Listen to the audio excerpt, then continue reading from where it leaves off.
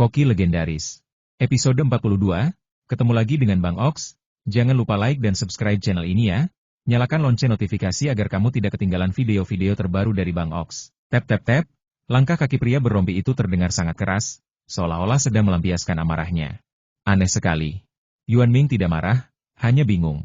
Lagi pula, ia mengandalkan kemampuannya sendiri, bukan publisitas. Mari kita lanjutkan dengan etiketnya. Yuan Ming terus memutar DVD. Di tempat lain, pria berrompi itu berjalan keluar dari jalan kecil dan kembali ke mobil. Ya, kali ini, pembawa acara Lu datang untuk wawancara atas perintah pemimpin redaksi. Bagaimana komunikasi dengan Direktur Li? Tanya pembawa acara Lu begitu melihat pria berrompi itu masuk ke mobil. Tolong berhenti bicara. Orang itu masih punya sifat aneh yang sama. Terakhir kali, dia menolak syuting meskipun kita jarang berkomunikasi. Tapi kali ini, bahkan setelah semua kata-kata manisku, dia masih bertingkah seperti itu. Pria berrompi itu, Direktur Li, mulai mengeluh. Haha, kalau begitu kita pakai saja cadangannya. Seharusnya kau sudah membuat pengaturan di sana. Pembawa acara Lu, yang sejak awal tidak ingin mewawancarai Yuan Ming, berkata dengan acuh tak acuh. Tidak masalah. Chen Ji senang kita datang.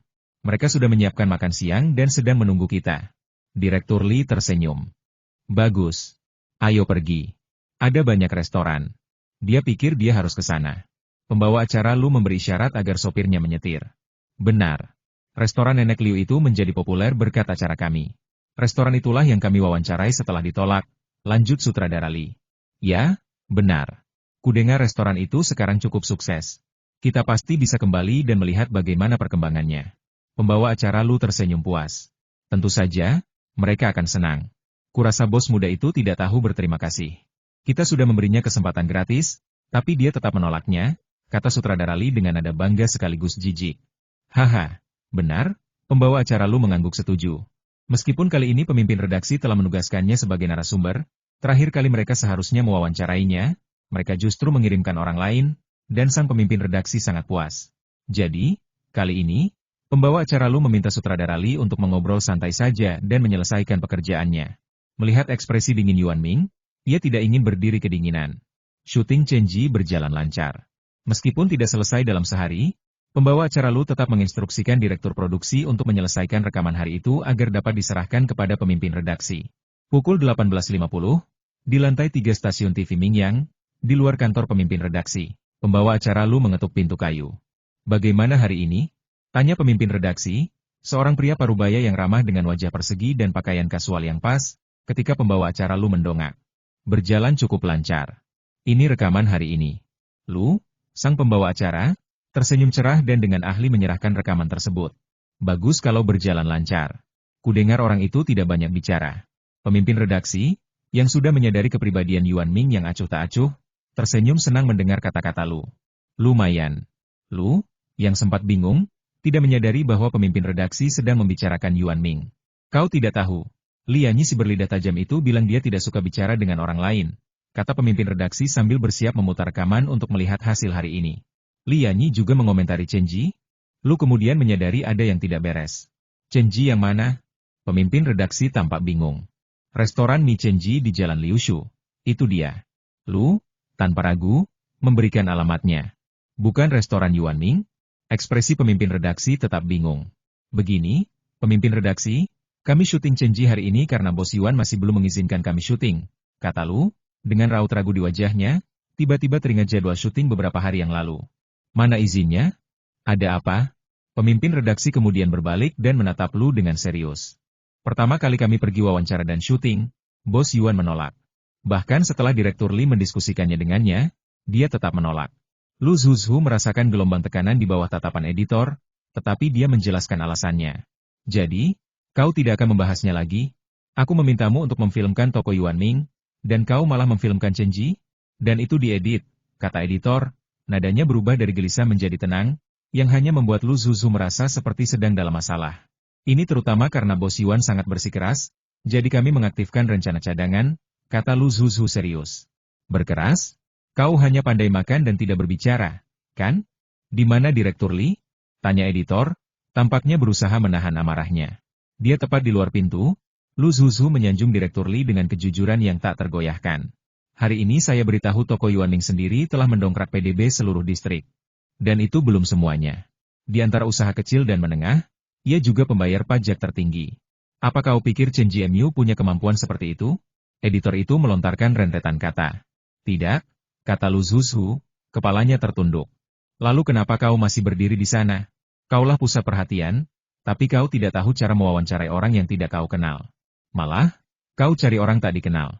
Kau mau membuat keributan, ya? Pemimpin redaksi meneriakkan. Bagian terakhir. Lalu, dengan keras, ia melempar film itu tepat di depan Lu. Cepat panggil Direktur Li.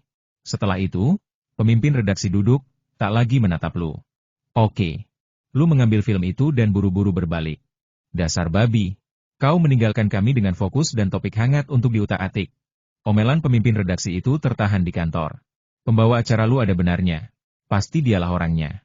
Sutradara Li, pemimpin redaksi memanggil Anda, kata pembawa acara Lu, yang agak bingung dengan omelan itu, secara naluriah, melihat sutradara Li. Ada apa? Tidak puas dengan filmnya? Tanya sutradara Li, melihat pembawa acara Lu yang biasanya ceria tampak murung. Tidak puas? Pembawa acara Lu mengangguk. Kalau begitu saya akan pergi melihatnya, kata sutradara Li, berbalik dan menuju ke kantor pemimpin redaksi. Sudah bisa ditebak, omelan pemimpin redaksi meledak dari dalam. Pembawa acara Lu, setelah mendengarkan seluruh omelan itu, menyimpulkannya dengan satu kalimat, kalau kau saja tidak bisa berkomunikasi dengan baik dengan satu orang, apa gunanya kau menjadi sutradara? Sepertinya memang begitu, setuju pembawa acara Lu. Pembawa acara Lu benar-benar lupa bahwa acara mereka seringkali tidak memerlukan komunikasi terlebih dahulu dengan sutradara. Terkadang, untuk meningkatkan daya tonton, mereka akan melancarkan serangan kejutan. Tentu saja, saat itu, mereka selalu sukses, tetapi sikap arogan mereka ditanggapi penolakan Yuan Ming, dan mereka pun kalah. Untuk sementara, Lu, sang pembawa acara, menunggu Direktur Li tak jauh dari sana. Ketika ia muncul, Lu merasa melihat air liur di wajah Direktur Li, seolah-olah telah disemprotkan oleh pemimpin redaksi. Direktur Li, apakah kita akan merekam toko Yuan Ming besok? Tanya Lu. Ya, kita akan merekam toko sialan itu besok, kata Direktur Li dengan marah. Baiklah, aku tidak menyangka toko sekecil itu bisa begitu mengesankan. Sementara Direktur Li dimarahi. Lu, sang pembawa acara, telah melakukan riset dan menepuk bahu Direktur Li untuk menghiburnya. Benar, aku bahkan curiga dia menanam ganja di sana. Pemimpin redaksi bilang ada antrean di sana sepanjang hari. Direktur Li, yang kesal dengan omelan itu, tak kuasa menahan diri untuk melampiaskan amarahnya pada toko Yuan Ming. Baiklah, kita bisa merekamnya besok, tapi bagaimana dengan filmnya?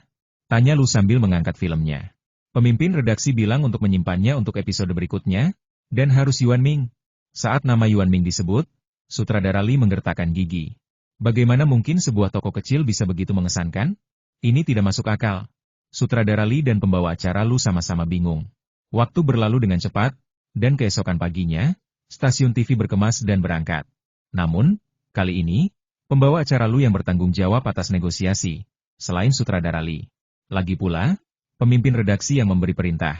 Ketika mereka berada 50 meter dari toko Yuan Ming, keduanya saling mempersiapkan diri secara mental. Bersikaplah sopan untuk sementara waktu. Sekali ini saja, selesai, pembawa acara Lu berbicara lebih dulu. Saya tahu. Saya akan menjelaskan kelebihan program ini secara detail.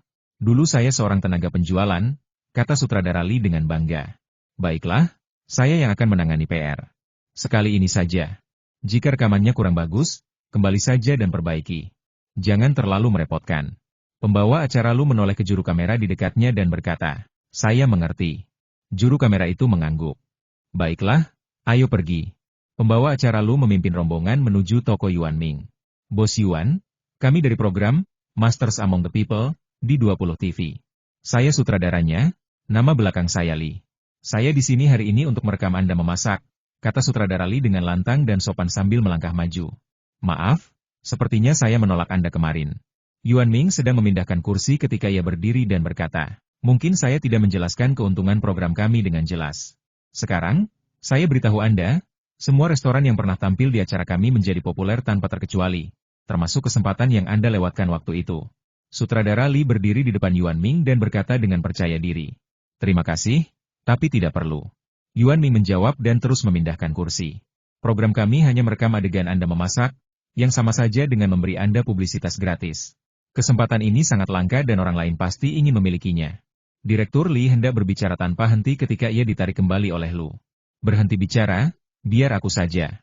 Lu bisa melihat bahwa Direktur Li tidak yakin dan menahan diri untuk memberitahu Yuan Ming manfaat dari program ini, tetapi tujuan mereka memang untuk merekamnya, kan? Oke.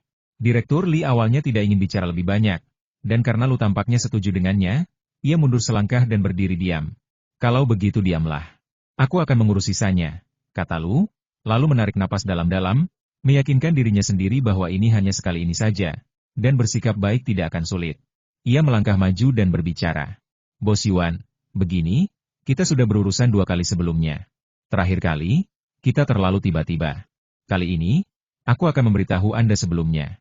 Kami akan merekam Anda memasak malam ini. Itu tidak akan mengganggu masakan Anda sama sekali.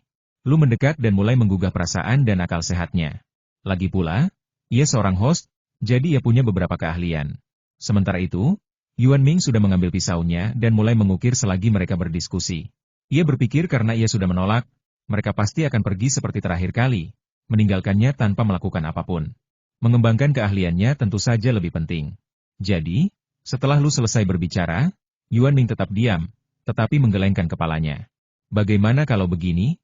Aku akan merekamu mengukir, kata Lu, mengamati ukiran Yuan Ming yang intens.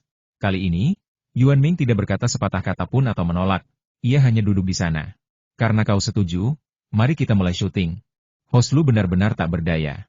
Melihat Yuan Ming tidak menolak, ia hanya melambaikan tangan dan menyiapkan peralatan. Untungnya, tidak seperti di studio, pengambilan gambar dan penyuntingan pasca produksi sederhana pun dimungkinkan. Seluruh staf logistik segera menyiapkan peralatan. Setelah perkenalan singkat dari host Lu, syuting dimulai. Yuan Ming tetap tenang dan menegakkan punggungnya selama syuting. Bahkan saat duduk di kursinya, ia memancarkan aura serius dan karismatik. Yuan Ming yang pendiam masih sangat malu dengan citranya. Kita sekarang melihat Yuan Ming, pemilik dan koki dari toko kecil paling populer, Chef God Esop. Host Lu memperkenalkan Yuan Ming dalam satu kalimat. Saat ia berbicara, kamera beralih ke Yuan Ming. Yuan Ming duduk tegak di kursi malas, kepalanya tertunduk, hanya separuh wajahnya yang terlihat dari sudut ini. Matanya tajam dan serius saat ia menatap tangannya. Kulitnya agak pucat karena kurangnya paparan sinar matahari. Hidungnya mancung dan bibirnya sedikit mengerucut, membuatnya tampak agak serius. Tetapi justru tatapan serius inilah yang membuatnya menawan. Saat kamera bergerak ke bawah, kita hanya bisa melihat tangan Yuan Ming sedikit gemetar, dan kepingan cahaya perak mengelilingi lobak di tangan kirinya.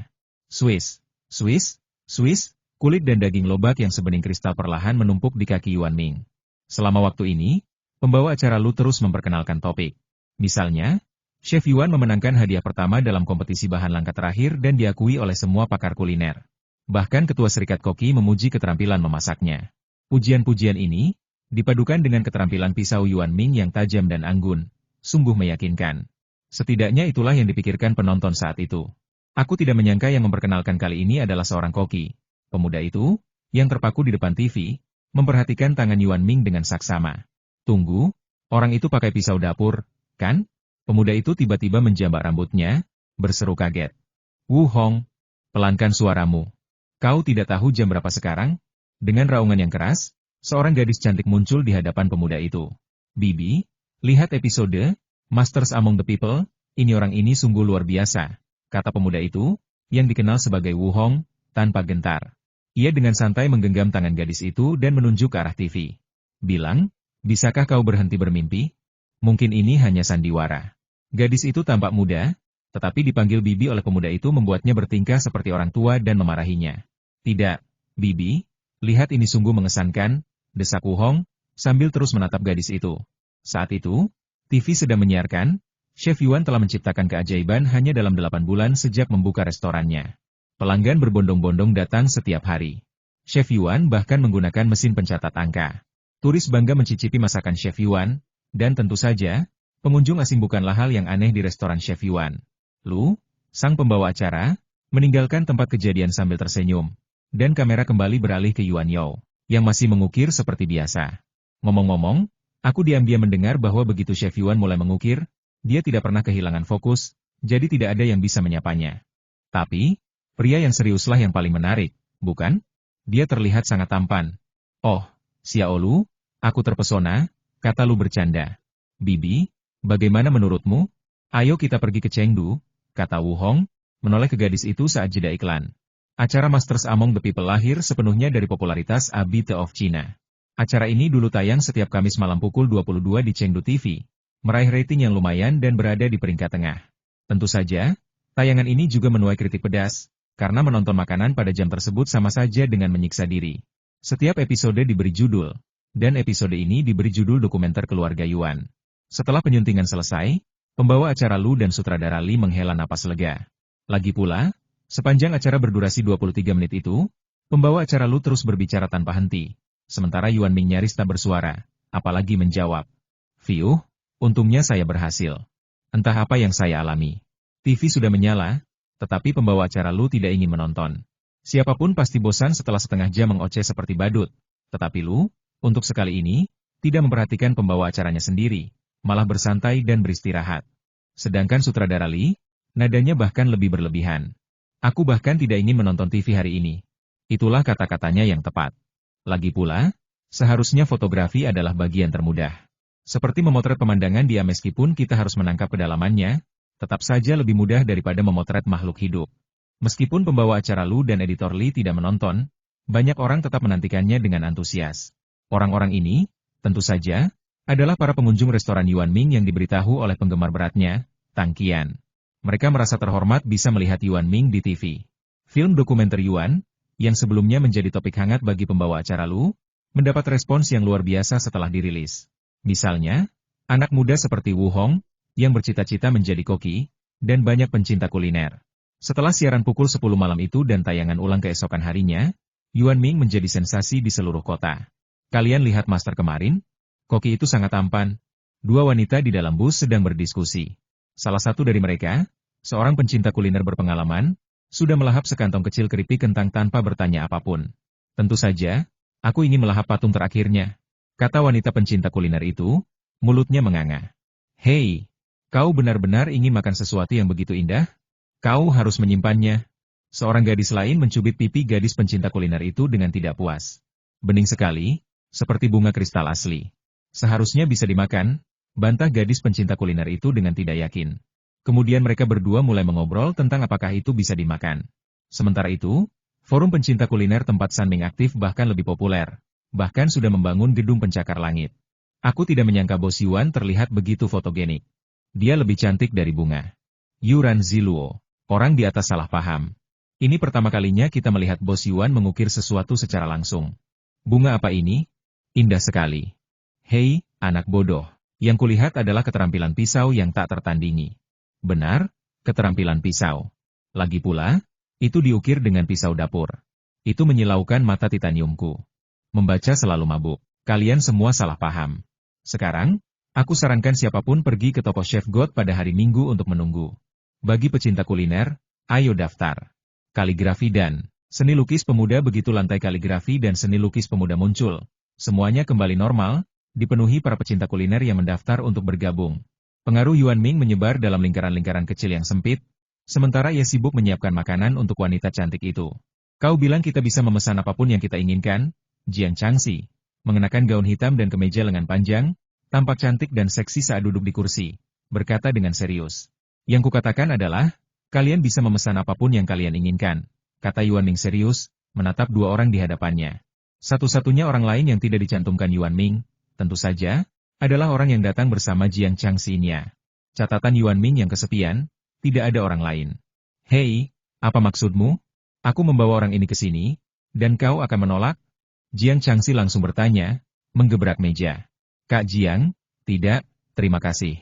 Pipi Yin yang memerah mendengar kata-kata Yuan Ming, tentu saja, karena marah.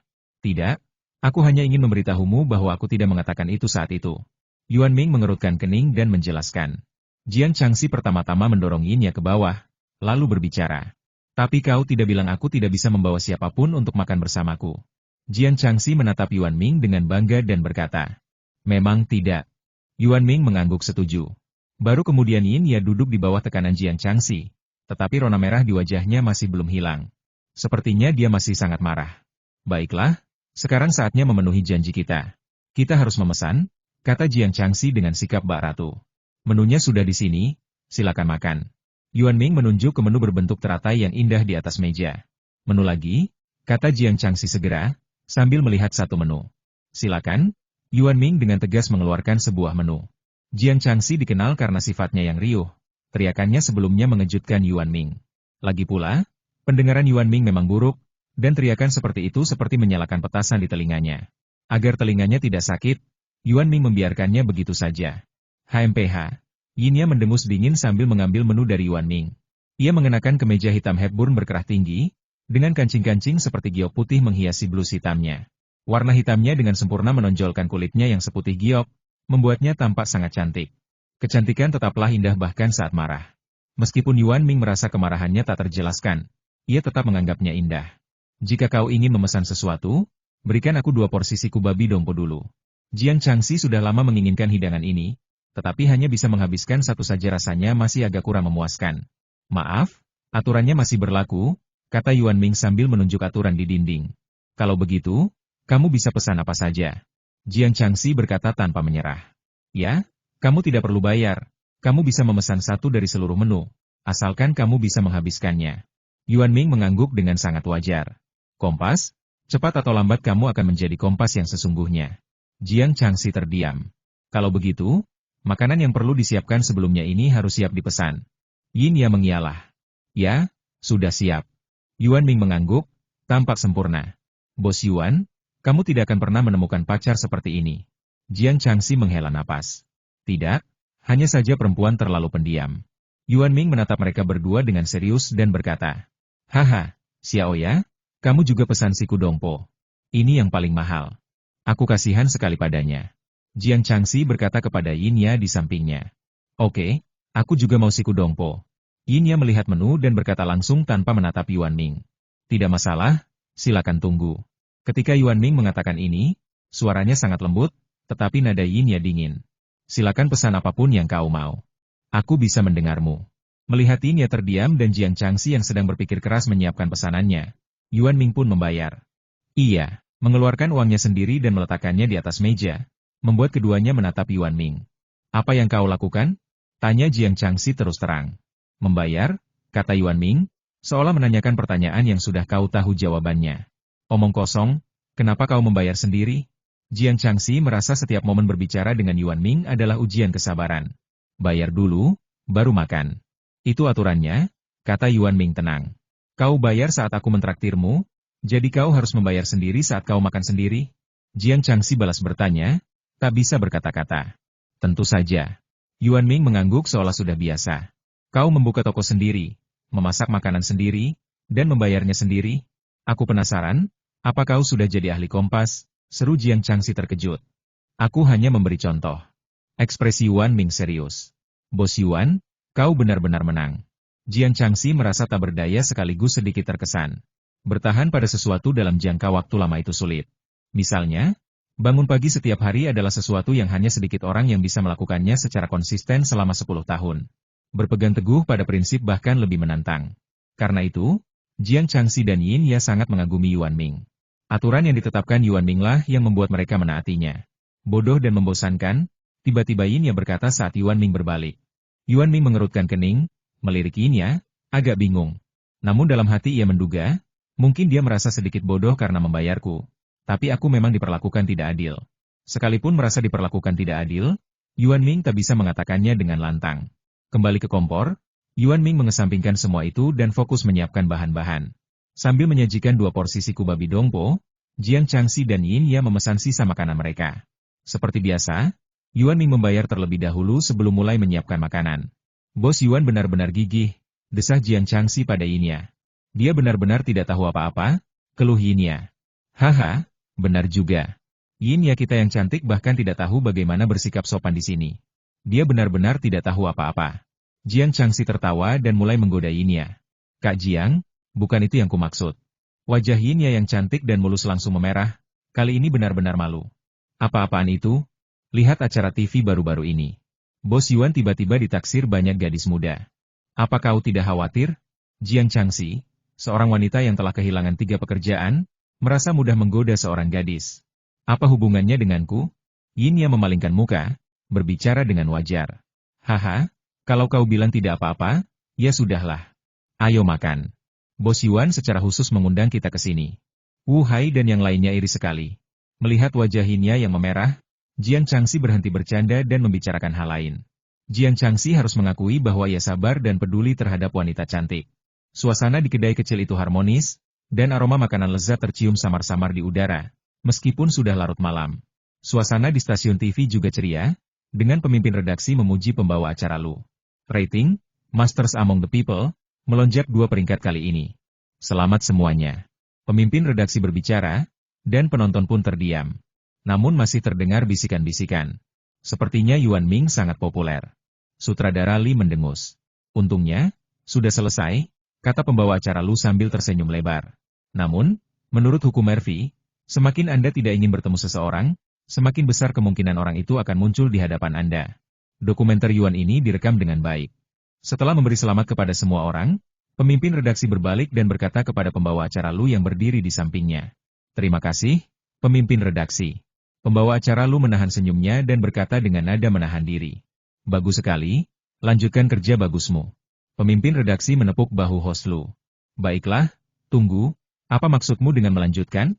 Host Lu mengangguk bangga pada awalnya, lalu tiba-tiba bereaksi dan bertanya. Karena tingginya permintaan untuk ini, kami memutuskan untuk memproduksi serangkaian toko Yuan Ming. Pemimpin redaksi berkata sambil tersenyum. Sial. Host Lu tak kuasa menahan diri untuk tidak menggila dalam hatinya. Produser dan aku memutuskan untuk syuting serial. Karena ini dokumenter, 20 menit tidaklah cukup. Pemimpin redaksi menepuk bahu host Lu sambil tersenyum dan melanjutkan. Kurasa kau membawakan acara ini dengan sangat baik kali ini, jadi kuserahkan seri ini padamu. Selagi popularitas masih ada, mari kita bekerja lebih keras dan melampaui 2 teratas sekaligus. Pemimpin redaksi cukup ambisius. Program unggulan stasiun itu adalah program hukum ternama, yang dipandu oleh pembawa acara andalan yang sangat berpengaruh. Lu bahkan tak bisa membayangkannya. Tapi terakhir kali, acara Chenji itu sudah setengah jalan, tanya Lu, agak enggan.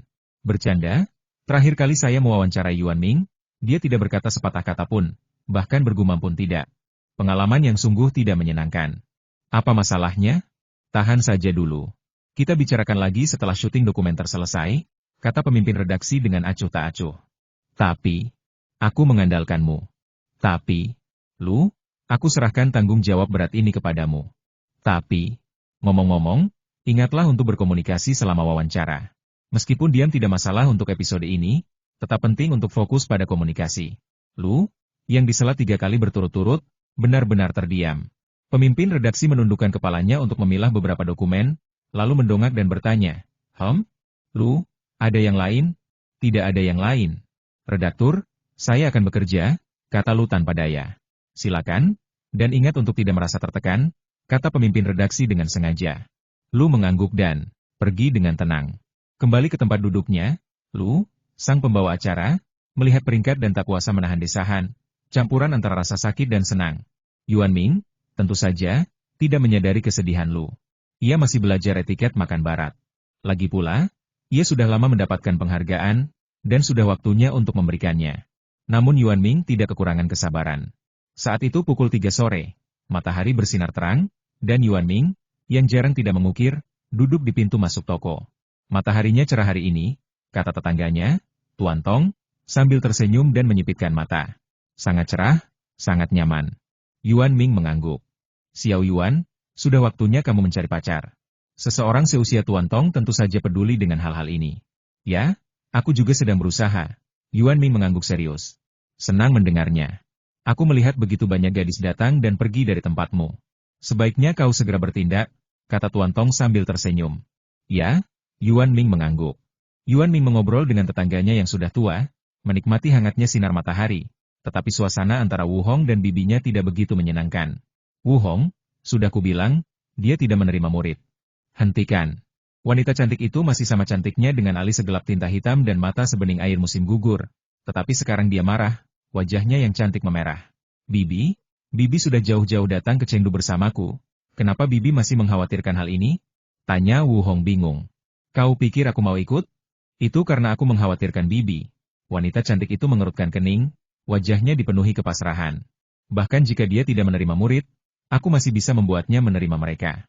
Aku sangat sabar, kata Wu Hong dengan tatapan penuh tekad. Kau berjanji padaku kalau kau gagal, kau akan kembali bersamaku. Kali ini, nada bicara wanita cantik itu mendesak. 2 orang yang berdebat itu adalah Wu Hong dan bibinya, yang datang ke Chengdu setelah menonton acara Masters Among the People. Wu Hong baru saja lulus kuliah tahun ini, dan impiannya adalah belajar memasak dan menjadi koki bintang 3 Michelin. Bibinya, Wu Qian, berasal dari generasi yang lebih tua, dan usia mereka hanya terpaut 1 tahun. Namun, karena alasan keluarga, bibinya benar-benar memperlakukannya seperti junior. Selain menjadi muridnya, ia juga sangat menghormatinya. Tentu saja, bibinya juga sangat menyayanginya. Kalau tidak, ia tidak akan datang jauh-jauh ke Chengdu hanya karena kehebohannya. Aku tahu, tapi aku berhasil karena kemampuanku sendiri, kata Wu Hong percaya diri. Aku mencari informasi sebelum sampai di sini. Bahkan magang tingkat teknisi saja gagal, apalagi kau. Wu Qian mendengus dan berkata keras. Aku berbeda darinya. Aku sangat berbakat, Wu Hong bersikeras. Aku tidak akan bicara lagi. Tokonya ada di depan. Wu Qian menatap toko Yuan Ming dan berhenti berdebat. Hah! Wu Hong menarik napas dalam-dalam, melihat Yuan Ming duduk santai di depan pintu. Kalau takut, jangan pergi, bisik Wu Qian. Ia mengenal keponakannya dengan baik. Ia memang berbicara keras, tetapi jarang melakukannya. Lagi pula, terkadang guru yang ingin ia jadikan muridnya akan mengabaikannya begitu saja. Lalu ia menyerah. Terus terang, Wu Qian merasa ia sudah melihat terlalu banyak. Ia pikir lebih baik membayar saja dan belajar memasak.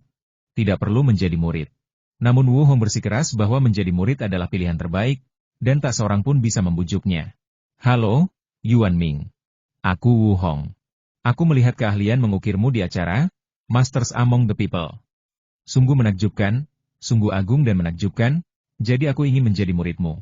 Wu Hong melangkah maju dan memulai serangkaian perkenalan. Iya, bahkan tidak memberi Yuan Ming kesempatan untuk bicara, langsung berkata dengan cepat. Halo, tapi aku tidak berencana menerimamu sebagai murid. Yuan Ming duduk tegak, menunggu Wu Hong selesai bicara sebelum berbicara dengan serius. Melihat ekspresi Wu Hong yang bersemangat dan genggaman tangannya yang tegang, Yuan Ming tentu saja menanggapinya dengan serius. Aku orang yang sangat penurut. Aku tahu kau tidak bisa mengurus toko sendirian. Aku bisa melakukan apa saja. Aku bisa menyajikan hidangan, menyapu lantai, dan mencuci piring. Wu Hong mempromosikan dirinya dengan penuh semangat. Yuan Ming berdiri dan melirik ke kejauhan. Tentu saja melihat Wu Qian yang sedang memperhatikan dengan saksama. Dengan pendengarannya yang tajam, ia memang mendengar percakapan tentang magang, tetapi ia merasa tidak bisa menerima murid saat ini.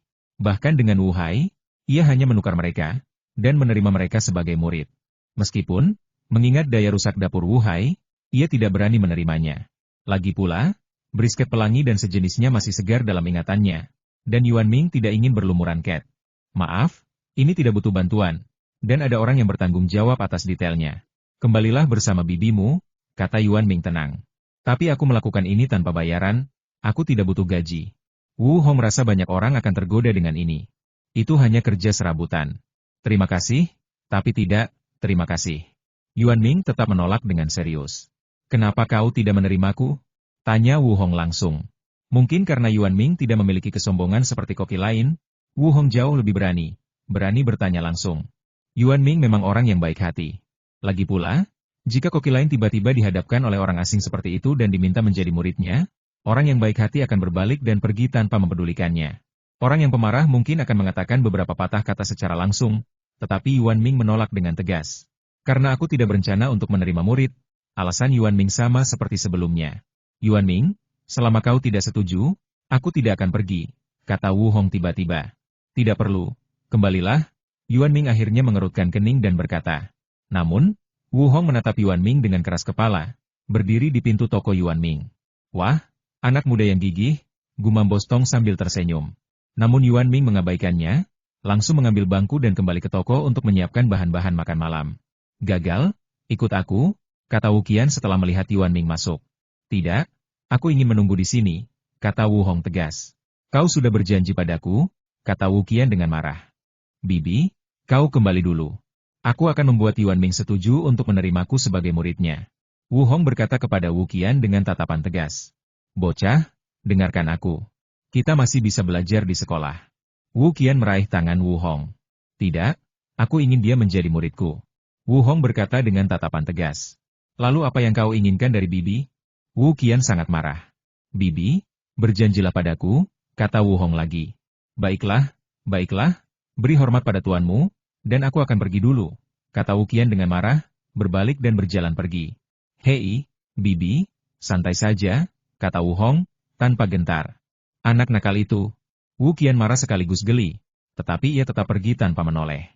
Wu Hong menghela napas lega, berpikir sejenak, lalu berbicara keras dari balik pintu. Yuan Ming, aku pasti tidak akan pergi kecuali kau menerimaku. Wu Hong berbicara dengan keyakinan yang tak tergoyahkan. Anak yang merepotkan, keluh Yuan Ming, merasa ia tidak mengerti cara berpikir anak muda zaman sekarang.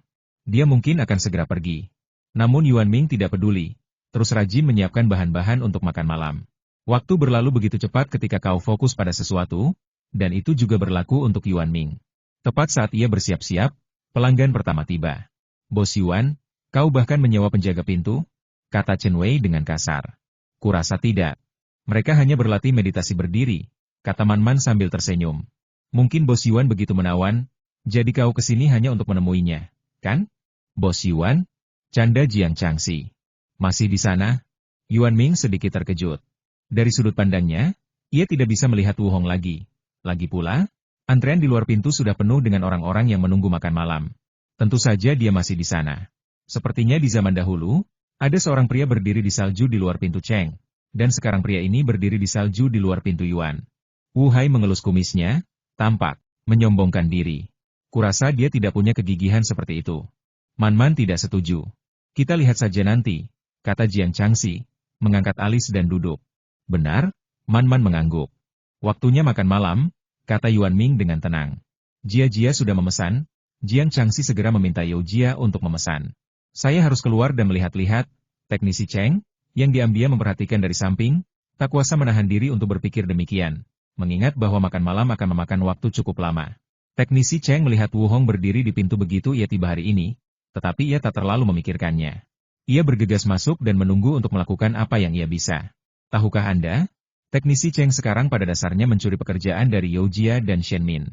Jika sebelumnya ia tidak bekerja di dapur dan tidak pandai menyapa pelanggan, ia mungkin akan mengambil pekerjaan itu juga.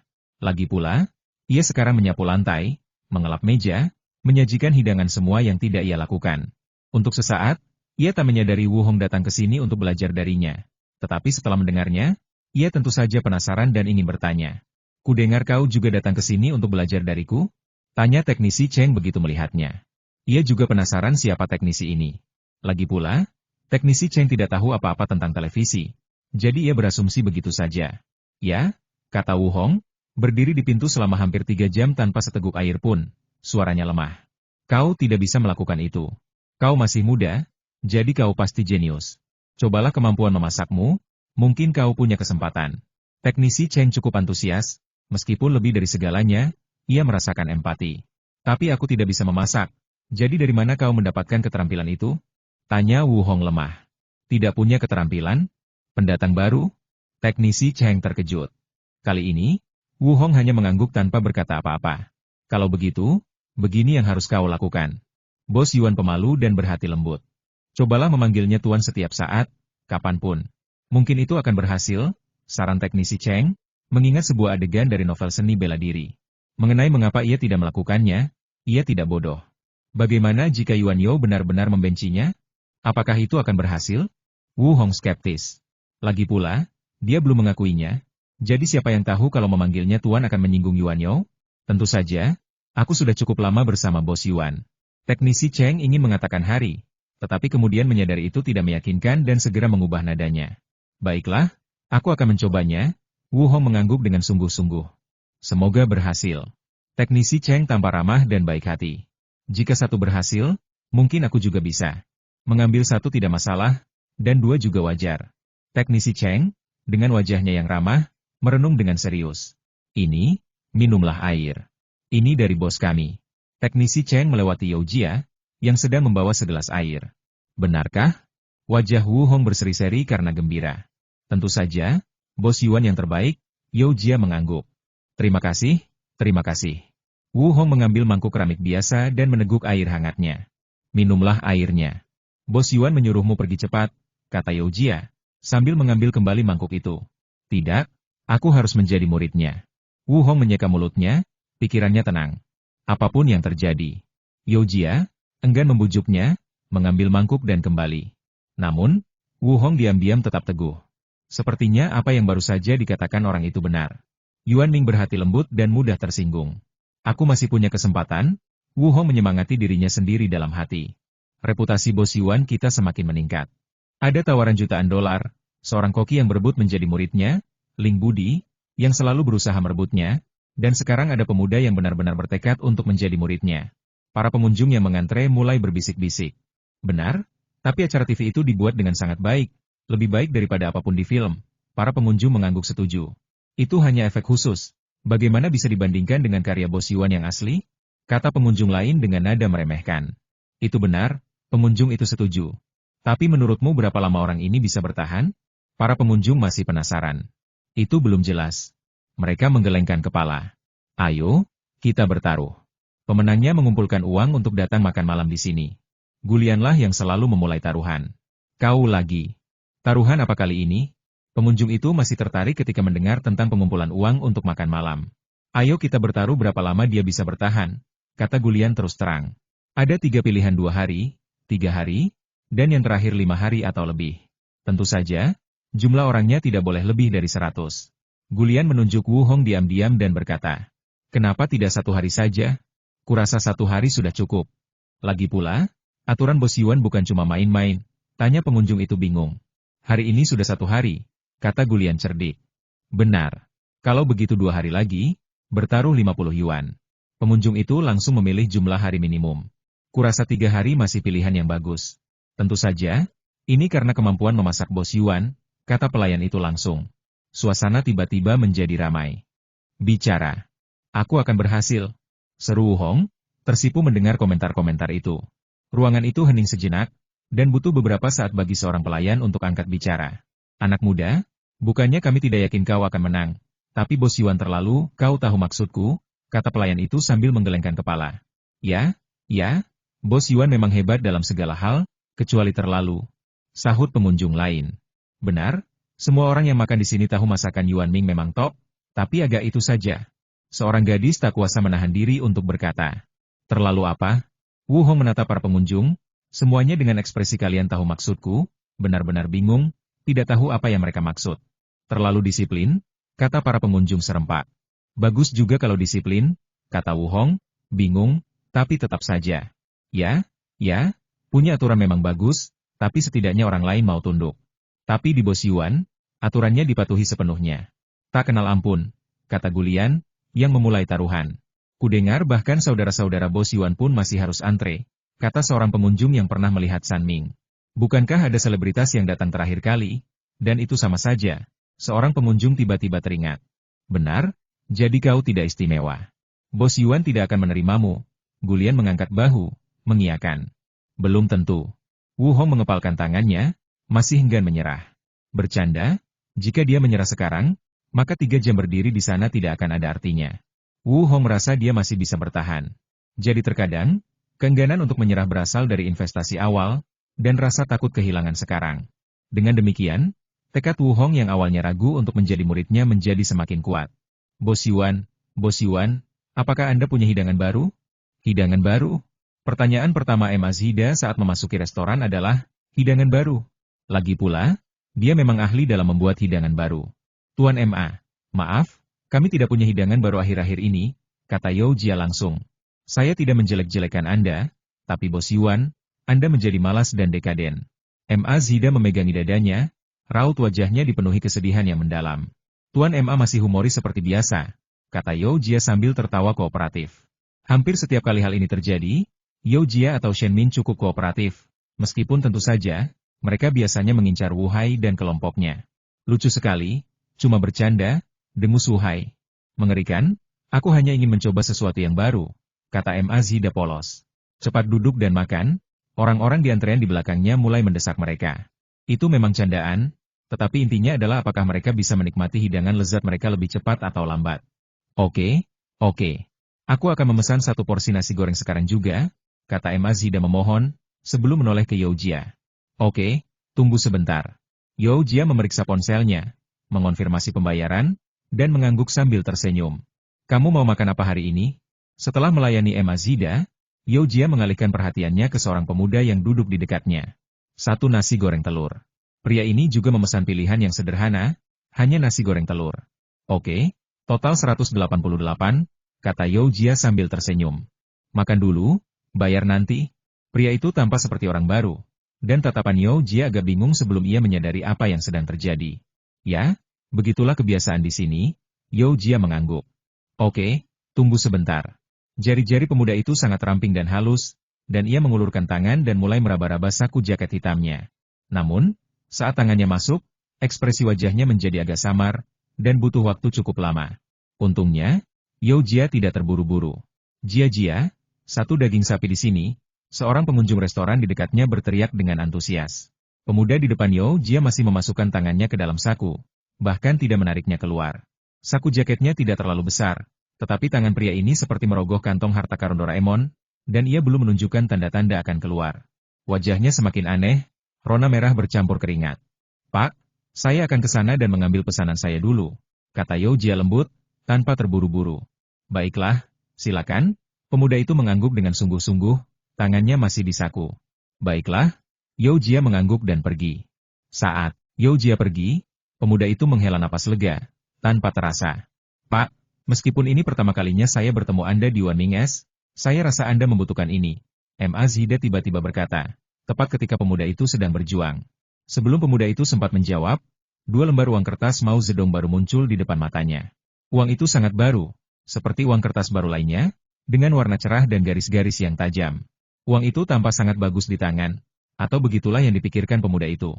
Terima kasih, kata pemuda itu sopan, menerima uang itu tanpa ragu. Kenapa Anda bersikap sopan? Berikan saja padaku setelah Anda selesai. Jika Anda ingin menunjukkan rasa terima kasih Anda, traktir saya makan di Wanming S, kata Ma Zhida dengan nada sarkastis. Itu tidak akan berhasil. Di sini terlalu mahal, kata pemuda itu, ikut bercanda. Sementara itu, Yao Jia, yang baru saja selesai memesan, melihat keduanya mengobrol seperti pengunjung lain di restoran, tidak ada yang istimewa dari mereka. Pemuda itu langsung membayar nasi gorengnya dan menunggu makanannya. Bos Yuan, apa kau baru saja meminta Yao Jia membawakan air untuk anak itu? Ling Hong selesai makan, berdiri, dan berjalan ke seberang, bertanya dengan rasa ingin tahu. Ya. Yuan Ming mengangguk. Ceka, apa kau tergoda? Wajah Ling Hong dipenuhi gosip. Tidak. Yuan Ming sangat berhati-hati dalam berkata-kata. Lagi pula, Ling Hong telah melakukan begitu banyak tipu daya. Yuan Ming selalu percaya pada prinsip less is more, jadi dia menjawab dengan sangat serius. Anak itu tampak sangat antusias. Ling Hong mengangkat bahu. Antusiasme anak muda? Yuan Ming menyiratkan bahwa itu tidak akan bertahan lama. Tapi dia berdiri di sana selama 3 jam. Ling Hong tertawa. Jadi aku membawakannya air, kata Yuan Ming serius, menatap Ling Hong. Lalu kenapa kau membotolkan Yibao dan menuangkannya ke dalam mangkuk? Inilah yang paling ingin diketahui Ling Hong. Karena yang kita minum ini benar-benar enak, tanya Man Man penasaran, terutama menyukai segelas air mineral yang disediakan bersama makanan Yuan Ming. Karena dia bukan tamu, jawab Yuan Ming datar. Dan kita tidak boleh membuang sampah di luar. Yuan Ming berbicara seperti itu, diselingi 2 paragraf. Sementara yang lain berbicara dengan napas berat, Yuan Ming berbicara sedikit demi sedikit, dan untungnya, para tamu sudah terbiasa. Kalau begitu, Tuan Yuan, maukah Anda menerimanya sebagai murid Anda? Tanya teknisi Cheng. Tidak. Jawaban Yuan Ming tetap tidak berubah. Teknisi Cheng tidak tahu apakah ia merasa lega atau mulai khawatir lagi. Setelah makan malam selesai, Wu Hong masih berlama-lama. Begitu Yuan Ming keluar, ia langsung berbicara. Tuan, terimalah saya sebagai murid Anda. Kata-kata Wu Hong kali ini tidak terlalu tegas, tetapi tetap serius. Yuan Ming menatap Wu Hong dengan heran. Lalu, setelah memastikan bahwa ia sedang disapa, berkata, saya ingat saya tidak setuju. Ya, jadi tolong terima saya sebagai murid Anda. Wu Hong mengangguk penuh semangat. Lalu kenapa Anda memanggil saya guru? Yuan Ming mengerutkan kening. Bercanda, ketika kata guru dipanggil, Yuan Ming hampir mengira ia menderita Alzheimer dan lupa menerima murid. Anda pasti akan menerima saya. Jadi saya yang memanggil duluan. Wu Hong menatap Yuan Ming, wajahnya penuh tekad. Maaf, saya tidak menyela untuk menerima murid. Yuan Ming mengulangi, lalu masuk ke dalam rumah dan tidak keluar lagi. Kembali ke toko, Yuan Ming menatap Wu Hong, yang masih bersikeras, dan sedikit mengernyit kesal, tetapi segera bergumam pada dirinya sendiri. Bibinya seharusnya kembali untuk membujuknya. Yuan Ming menghela napas lega memikirkan hal ini. Bos Yuan, bolehkah saya menonton pertandingan sepak bola di sini? Wu Hai berlari masuk dengan bersemangat. Apakah ada pertandingan sepak bola hari ini? Yuan Ming tidak tahu apa-apa tentang ini. Ya, hari ini Atalanta versus Pescara di Piala Italia. Saya suka kiper Atalanta, Lini. Dia orang yang bisa menangkap bola dengan wajahnya. Wu Hai mengelus kumisnya, wajahnya penuh semangat. Bisakah sepak bola ditendang dengan wajah sekarang? Tanya Yuan Ming heran. Bos Yuan, saya hanya membicarakannya, kata Wu Hai, tanpa tidak mengerti. Anda boleh menontonnya. Bawalah peralatan Anda sendiri. Yuan Ming mengabaikan Wu Hai dan menjawab pertanyaan sebelumnya. Soal tagihan listrik, suasana hati saya sedang baik hari ini, jadi tagihannya dibebaskan, lanjut Yuan Ming. Jadi, kalau suasana hati saya sedang buruk, Anda akan menagih saya listrik? Tanya Wu Hai. Tentu saja, jawab Yuan Ming terus terang. Saya tidak menyangka Anda orang seperti ini, Bos Yuan. Anda menagih saya listrik hanya untuk menonton pertandingan. Wu Hai menunjuk Yuan Ming, raut wajahnya tampak tidak percaya. Kali ini aku akan mengabaikannya. Tidak, terima kasih, kata Yuan Ming tanpa rasa bersalah sedikit pun. Wu Hai berpikir apa aku perlu mengucapkan terima kasih? Baiklah, ingat untuk membawa perlengkapan yang kau bawa. Yuan Ming mengingatkannya. Jangan khawatir, Zheng Jiawei yang akan mengantarnya dan kembali. Wu Hai melambaikan tangannya, tampak santai. Yuan Ming tidak berkata apa-apa, hanya mengangguk. Yah, akhirnya sampai juga. Aku bisa minum dan menonton pertandingan. Atalanta masih yang terbaik, kata Wu Hai puas. HMPH, apa bagusnya Atalanta? Pescara masih lebih baik. Dengan kata-kata ini, rasa puas Wu Hai langsung terpotong. Pescara sudah kalah berkali-kali. Apa bagusnya? Wu Hai langsung berkata tanpa gentar. Ia menyadari bahwa itu adalah Jia, seorang peminum berat. Jia langsung merasa tidak senang. Jika ada yang berani mengatakan tim favoritnya tidak bagus, maka ia harus menunggu dan melihat. Kau hanya seorang seniman, dan kau suka menonton sepak bola? Jia mendengus. Kau kutu buku, dan kau benar-benar mengerti sepak bola. Wu Hai, yang paling kejam di antara mereka semua, tentu saja tidak mau kalah. Lagi pula, aku lebih berbudaya daripada kau, kata Jia dengan tegas. Karyaku adalah seni, dan kau, seorang kutu buku, tentu saja tidak mengerti. Wu Hai bahkan tidak melirik Jia. Dalam beberapa saat, beberapa kata telah memicu pertengkaran di antara keduanya. Wu Hai, yang sangat menginginkan pemain yang bisa bermain straight ball dengan wajahnya, bahkan menantangnya berkelahi. Atalanta pasti menang malam ini. Aku akan memberimu minum, ayo bertarung, kata Wu Hai bangga. Mengelus jenggotnya, kini bahkan memiliki sedikit keceriaan Lu Xiaofeng dengan 4 alis. Kau terlalu banyak berpikir. Pescara pasti menang malam ini. 1 minuman untuk semua. Jia langsung menyetujui pertandingan itu. Bos Yuan, kau akan menjadi saksi. Wu Hai menyeret Yuan Ming keluar. Oke, Yuan Ming mengangguk serius. Lagi pula, ini masalah yang sangat penting, segelas anggur pitong. Toko Yuan Ming sudah membicarakan anggur itu, dan seseorang di seberang jalan juga meliriknya. Sayang, ku dengar anggur di toko itu juga enak sekali. Ayo kita coba. Gadis itu, mengenakan sepatu hak tinggi dan jubah hitam di atas gaun sutra panjang, tampak tinggi dan cantik. Kamu tidak datang terakhir kali aku memintamu. Tapi sekarang kamu hampir sampai. Pria yang dipanggil suami itu juga seorang pemuda bertubuh tegap, memegang kunci BMW-nya. Ia tersenyum. Kamu tidak tahu kalau ini enak sekali, kata gadis itu, tanpa ekspresi. Kudengar anggurnya sudah dipesan, jadi kita tinggal coba saja, kata pria kekar itu tanpa daya. Tidak apa-apa, ayo kita lihat. Tunggu, sayang, apa itu? Wanita itu hendak bersikap genit ketika tiba-tiba ia melihat kuah mie tergeletak di ambang pintu dan menarik lengan baju pria itu karena terkejut. Itu cuma anjing, apa masalahnya? Pria tegap itu awalnya bingung, tetapi berkata dengan acuh tak acuh setelah melihatnya. Kenapa aku tidak melihatnya terakhir kali ke sini? Kelihatannya seperti guai-guai. Wanita itu tampak terkejut. Aku tidak tahu. Pria tegap itu mengerutkan kening. Menurutmu itu guai-guai? Wanita itu masuk dan memandangi bulu niantang yang abu-abu halus dan lembut, lalu berkata dengan ragu. Tidak, guai-guai sudah busuk saat dilepaskan. Kelihatannya tidak. Pria itu memegang wanita itu dan langsung menyangkalnya. Gup. Niantang jarang menggonggong ketika orang mendekat. Kali ini ia menggonggong sekali, tetapi suaranya tidak keras. Ia berbaring di tanah, mata gelapnya hanya menatap 2 orang di depannya. Ia menggonggong ke arahku, kurasa wajahnya cukup mirip, kata wanita itu ragu-ragu ketika ia ditarik masuk ke dalam toko. Oke, jangan sedih. Guai-guai menderita penyakit kulit dan hampir meninggal saat dibebaskan. Kalau kamu sedih, rawat saja dia nanti. Pria tegap itu dengan lembut menghibur wanita cantik di sampingnya. Wanita itu tampak sangat sedih. Ia teringat saat ia menggendong dan membujuk Teddy bercoklat itu saat mengajaknya bermain, menyuruhnya pergi ke ayah atau ibunya. Teddy Bear itu sangat menggemaskan saat itu. Mungkinkah dia masih hidup? Tanya wanita itu penuh harap. Tidak, kata dokter Kutu, sulit disembuhkan.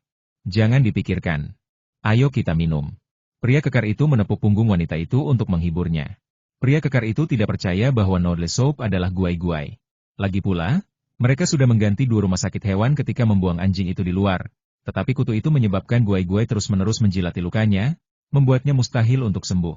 Lebih jauh lagi, semakin ia memandikan anjing itu, semakin ia menyadari bahwa itu adalah Teddy berpalsu.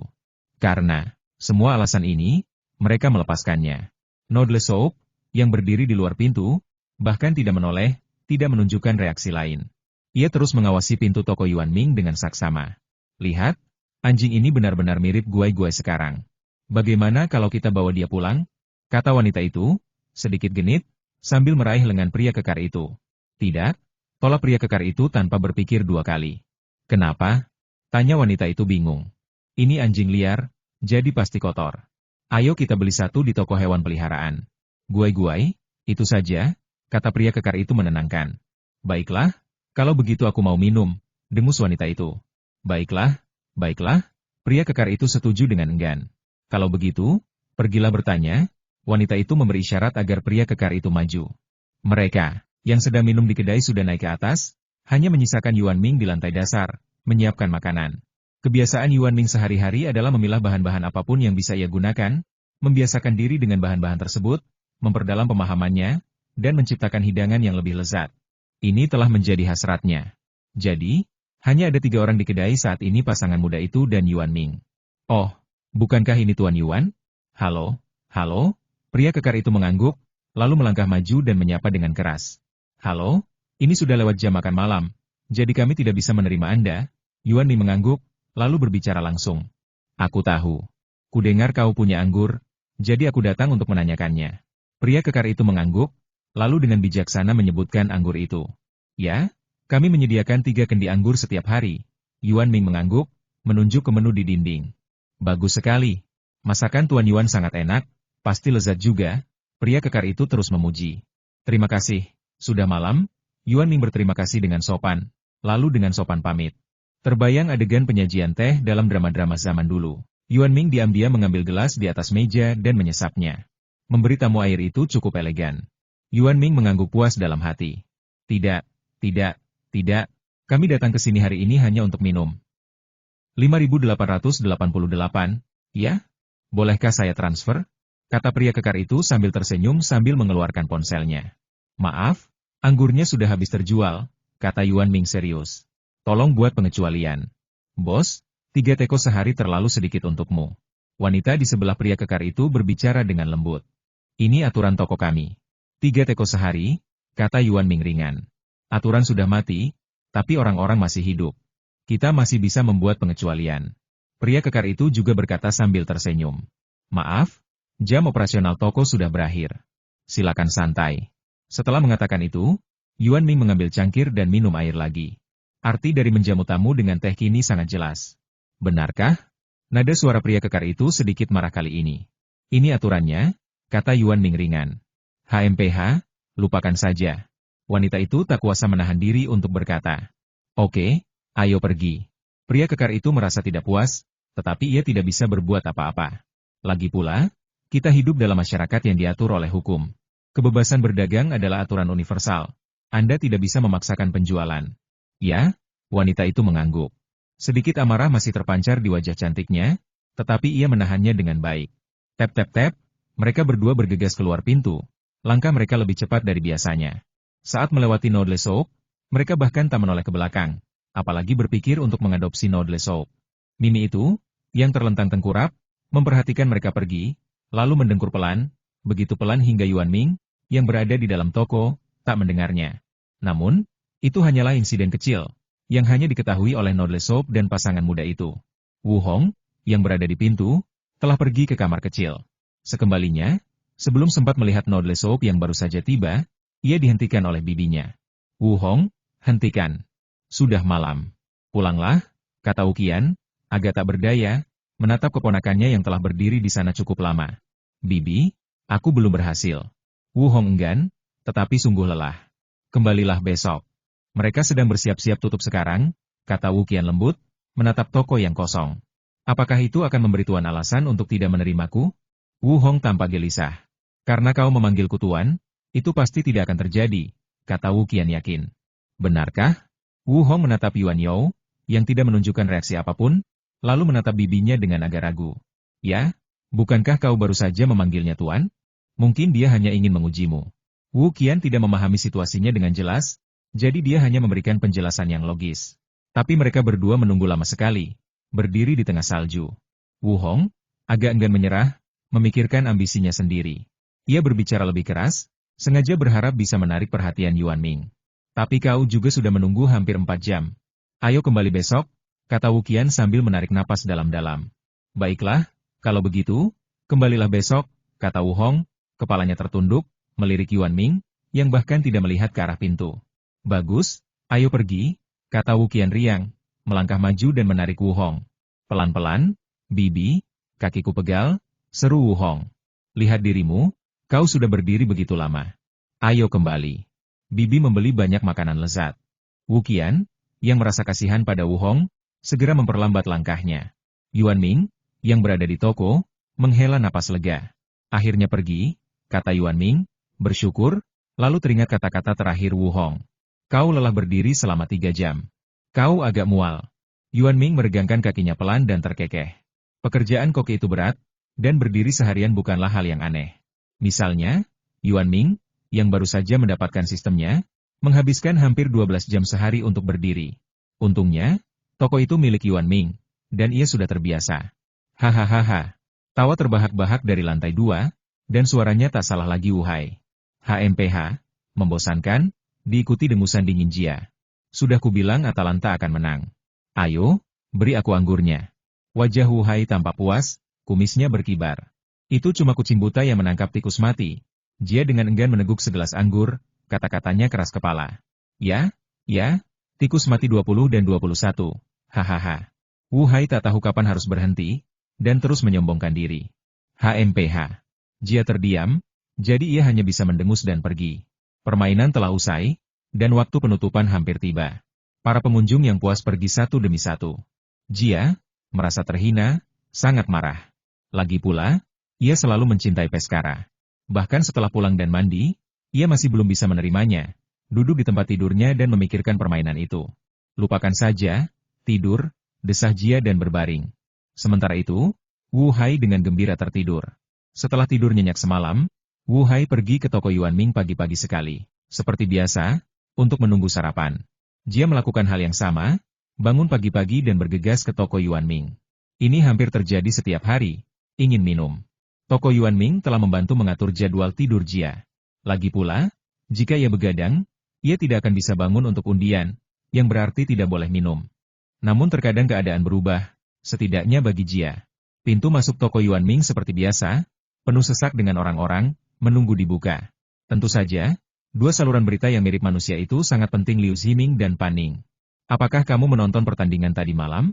Pan Ning berbicara lebih dulu. Seperti pria pada umumnya, ia suka menonton olahraga, dan itulah yang pertama kali diucapkannya. Tentu saja. Atlanta menang, kata Liu Ziming sambil menyeringai. Oh, dan mereka berdua mendukung Atlanta, itulah mengapa mereka berteman baik. Kalau tidak, mereka mungkin akan berebut tim. HMPH. Jia, mengingat minuman tadi malam, merasa tertekan sekaligus tidak puas, dan tak bisa menahan diri untuk mendengus. Dengusan Jia terdengar pelan, dan semua orang sudah terbiasa dengan ekspresi tegasnya, jadi itu tidak terasa aneh. Hanya Wu Hai yang menatap Jia sambil tersenyum, sementara 2 penyiar di seberang mulai berbicara lagi. Sungguh memalukan, Pan Ning tiba-tiba mendesah. Sungguh memalukan. Aku tidak menyangka ini akan mengalami kecelakaan mobil, lanjut Liu Ziming. Benar. Dia baru saja menang pertandingan, lalu mengemudi dalam keadaan mabuk. Sepertinya dia tidak akan bisa memahami keajaiban menangkap bola dengan wajahnya untuk waktu yang lama. Pan Ning dan Wu Hai punya preferensi yang sama melihatnya menangkap bola dengan wajahnya. Hah? Kecelakaan mobil? Jia mengerutkan kening, lalu mengambil ponselnya dan mulai memeriksa berita yang relevan. Saat membuka Atlanta, berita-berita yang ada hanyalah tentang kecelakaan mobil ini, dengan berbagai versi erotis dan versi spekulatif yang tak terhitung jumlahnya. Memang, Jia menatap berita itu dengan ekspresi aneh, lalu menatap Wu Hai. Di saat yang sama, sebuah pikiran terlintas di benaknya, memangnya kenapa kalau kau menang anggur? Aku bisa membuat pemain favoritmu melakukan kesalahan hanya dengan pikiranku. Itulah yang dipikirkan Jia. Intinya, memikirkan Jia langsung membuatnya merasa lebih baik. Dengan raut wajah yang aneh dan puas, dia menatap Wu Hai tanpa berkedip. Hei, ini cuma segelas anggur. Sekalipun itu anggur pitong, tak perlu bertingkah aneh. Bingung, Wu Hai mengelus kumisnya dan berdiri lebih dekat ke Ling Hong. Pintu masuk toko Yuan Ming ramai dengan aktivitas, sementara tepat di seberang pintu, Yuan Ming sedang menyiapkan bahan-bahan dengan tenang. Tentu saja, ketenangan ini bukan merujuk pada Yuan Ming sendiri, melainkan pada sistem yang mencegah kebisingan dari luar mencapai toko, memungkinkan Yuan Ming menikmati ketenangan ini. Sistem menampilkan ding, selamat kepada tuan rumah karena telah menyelesaikan misi tersembunyi dan menjadi terkenal di seluruh kota. Apa-apaan ini? Yuan Ming terkejut oleh bunyi ding sistem, dan sebuah kesadaran tiba-tiba menyadarkannya. Sistem menampilkan tuan rumah telah menyelesaikan misi tersembunyi. Misi tersembunyi? Apa itu? Perhatian Yuan Ming langsung teralih, dan ia bertanya dengan rasa ingin tahu. Sistem menampilkan teks berikut misi tersembunyi adalah misi yang tidak diumumkan secara publik, tetapi dipicu dan diselesaikan oleh tuan rumah sendiri. Jadi, apakah ada hadiah? Yuan Ming, seorang pria pragmatis, lebih mengkhawatirkan hal ini. Sistem menampilkan teks berikutnya, tuan rumah dapat memeriksanya. Sistemnya sungguh teliti. Yuan Ming mulai mencari dengan riang. Misi tersembunyi dalam setahun, sang tuan rumah, tanpa perlu mempromosikannya secara aktif, meraih ketenaran di seluruh kota. Hadiah misi angsa panggang klasik. Yuan Ming masih senang melihat hadiahnya berupa angsa panggang, tetapi deskripsi itu membuatnya merasa tidak nyaman. Sistem, apa kau begitu sewenang-wenang dengan perkenalan ini? Yuan Ming memegang dahinya. Hei, kau pikir aku tidak tahu kau di sini hanya karena kau diam saja? Kalau kau berani mengarang deskripsi seperti itu, jawab saja. Yuan Ming, yang merasa benar-benar tenang dengan penjelasan yang memanjakan diri sendiri, menggunakan idiom daring populer Sui. Sial, aku tersesat. Begitu mengatakannya, Yuan Ming menyadari bahwa gaya melukis ini tidak cocok untuknya. Gaya melukisnya adalah versi dewa laki-laki. Lupakan saja, ambil hadiahnya. Yuan Ming menghela napas dan mengambil hadiahnya terlebih dahulu. Di benaknya, masih ada bentuk buku, yang langsung berubah menjadi titik-titik cahaya kecil dan terbang ke kedalaman pikirannya. Yuan Ming berdiri sejenak sebelum membuka matanya. Cara memasaknya yang menarik. Yuan Ming dengan hati-hati mengingat metode memanggang angsa. Metode yang disediakan oleh sistem berbeda dari semua yang pernah dilihat Yuan Ming, yang membuatnya sangat bersemangat. Kebetulan paket makanan barat belum diluncurkan, jadi mari kita luncurkan hidangan ini dulu. Yuan Ming menyentuh dahinya dan langsung memutuskan hidangan ini, hidangan yang akan membuat para pengunjung berebut untuk mendapatkannya di masa mendatang. Segera tiba waktu sarapan dan pintu toko Yuan Ming terbuka. Semuanya, jam operasional telah berakhir. Silakan masuk dan makanlah. Hari ini Sabtu, dan yang datang tentu saja Shen Min. Tapi aku sangat lapar, kata pelayan restoran itu sambil masuk. Benar sekali. Jarang sekali saya bisa bangun sepagi ini di hari Sabtu dan akhirnya bisa makan. Ini adalah rombongan pengunjung pertama yang datang dan makan. Haha, Pak Tua, saya juga belum terlambat. Ini Pak Tua yang sudah lama tidak ke sini. Paman, lama tak ke sini? Wu Hai mengangguk dan menyapa. Saya pergi jalan-jalan dengan generasi muda. Paling-paling, saya kangen makanan di sini. Pria tua itu mendecakkan bibirnya dan berkata dengan nada nostalgia. Kalau begitu, masuklah, kata Wu Hai sambil tersenyum. Aku harus lihat apa yang Xiao Yuanxin buat. Tentu saja, pangsit sup adalah yang paling menarik bagiku, kata lelaki tua itu sambil tersenyum.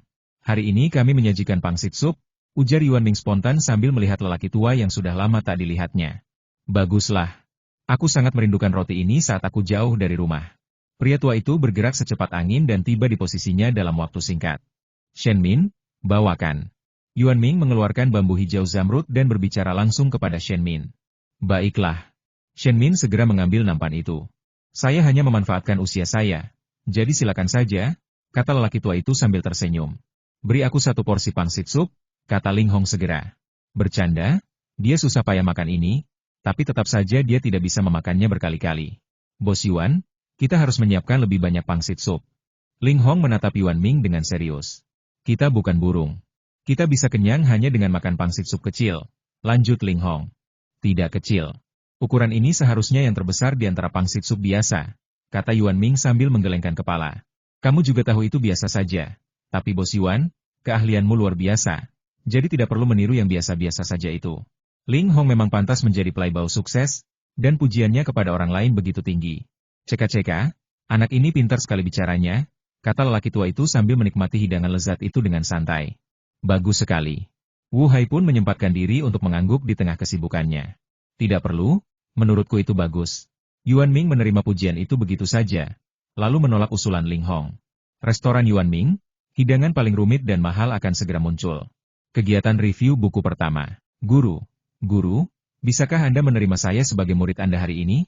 Suara Wu Hong terdengar dari kejauhan dan sangat keras. Hanya mendengar suara ini saja, Yuan Ming tak kuasa menahan keinginan untuk memegang dahinya. Tetapi memikirkan wujud seorang pria keren dan tampan yang susah payah ia ciptakan, ia pun terpaksa menahan diri. Dia hanya mengerutkan kening dalam-dalam. Tuan Xiao Yuan telah menerima murid? Tanya lelaki tua itu dengan heran sambil menatap Wu Hong yang bergegas masuk. Haha, ya, benar, Bos Yuan, murid kecilmu datang lagi. Ini Wu Hai, yang jelas tahu bahwa Yuan Ming takut masalah, tetapi tidak bersimpati. Jangan bilang begitu. Bagaimana kalau Bos Yuan tidak mengerti dan menerimanya? Itu hanya buang-buang waktu. Ling Hong masih punya hati nurani, meskipun itu juga demi makanan. Tidak, aku tidak punya rencana untuk menerima murid. Yuan Ming menjelaskan dengan serius. Dan tidak banyak orang yang memenuhi syarat untuk memanggilku guru. Tetapi kau jelas bukan salah satunya, kata Yuan Ming dengan sangat serius. Tuan. Wajah Wu Hong memerah dan dia sedikit marah, tetapi dia masih buru-buru membuka mulut untuk mengatakan sesuatu. Tong, ting, ting, ting. Istirahat dulu bosku. Lanjut ke video berikutnya dan jangan lupa like dan subscribe channel ini ya. Nyalakan lonceng notifikasi agar kamu tidak ketinggalan video-video terbaru dari kami, Tong, ting.